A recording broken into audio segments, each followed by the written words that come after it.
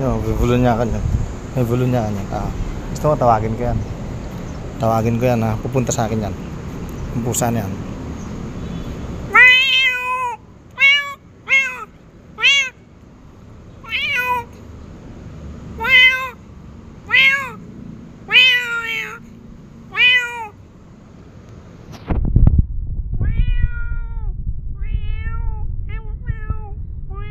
Oo, di ba? Kaya yan. Tapos. Oh, yan sumusunod.